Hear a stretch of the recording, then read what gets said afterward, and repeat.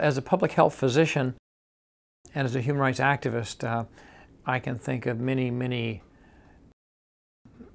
instances in the world where I've seen human dignity restored to someone by a small gesture. But several years ago, I was working on the border with Mexico in communities that didn't have running water and sewer.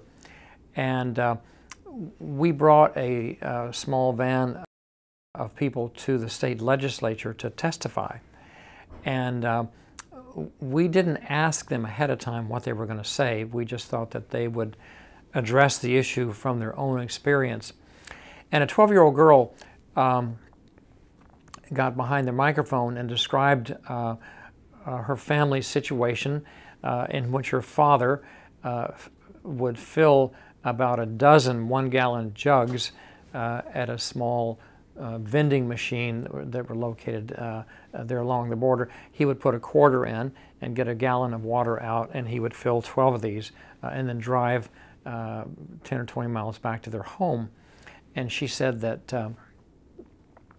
that her mother used the water for cooking primarily. They used the water for washing their hands. They used the water for bathing the baby. After the baby was washed, they would use the water to water the herbs that her grandmother grew. But she would only have water if there was water left over from all of that. And she said, I have never been embarrassed to be poor. Poverty is our daily bread. But she said, when I had to go to school for 3 or 4 or 5 days without being able to wash my hair, I felt ashamed. And there, you have the very essence of dignity related to the human right to water. And I think if you examine any human right, you will find behind it either dignity, or if that human right is denied, you'll find the lack of it. So think about it. How can you have dignity if you're starving, if you're hungry?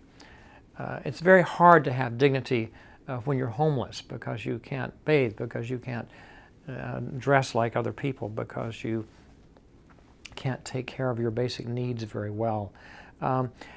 I once was in a restaurant with a man who was illiterate, but didn't want me or anyone else to know that. And so when I ordered, he said, I'll have what he's having. And I only realized later that he couldn't read the menu and how embarrassing it was for him, but he had never had a chance to have an education and to be, he was a very successful man as a construction worker, but he was embarrassed by that. So I think that dignity is at the heart of virtually every human right, and certainly at the center of our existence as human beings.